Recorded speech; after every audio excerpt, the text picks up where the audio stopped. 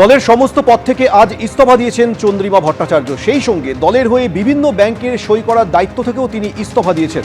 কমিশনে দলের দায়িত্বপ্রাপ্ত স্বাক্ষরকারীর পদও ছাড়লেন চন্দ্রিমা ভট্টাচার্য।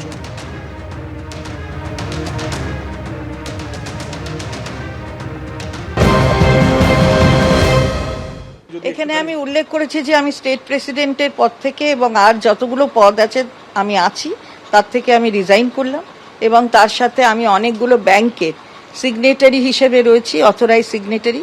আমি সেইগুলো ব্যাংক থেকে authorise signatory all India Trinamool Congress সহ অনেক রিলেটেড আরও কতগুলো সংস্থা তারও আছি, সেগুলোর থেকে আমি উইথড্র করছি।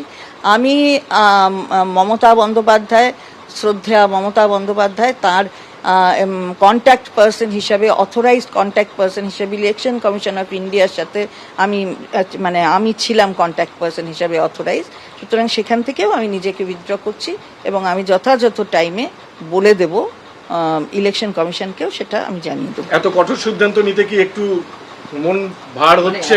সেটা হচ্ছে, হয় কিছু হয়, জীবন চলার পথে অনেক কিছু হয়, বয়সও তো আমার অনেক হয়েছে, দেখছি অনেক ঘাত প্রতিঘাত মধ্যে দিয়েই তো আমরা এই জায়গায় আসি। সুতরাং ঠিক আছে, জীবন জীবনের পথে চলে, আমরাও চলবো।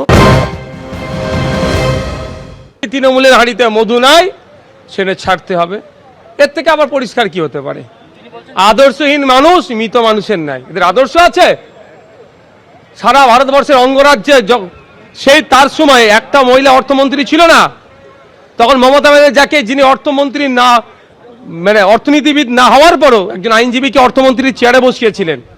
আমি মমতা ব্যানার্জির চরম বিরোধী, তার আমি চরম সমালোচনা করি, কিন্তু তার কাছ থেকে যারা প্রিভিলেজ নিয়ে আজকে এইগুলো তার সাথে আচরণ করছে, তারা আমার নজরে আদর্শচ্যুত, আদর্শহীন।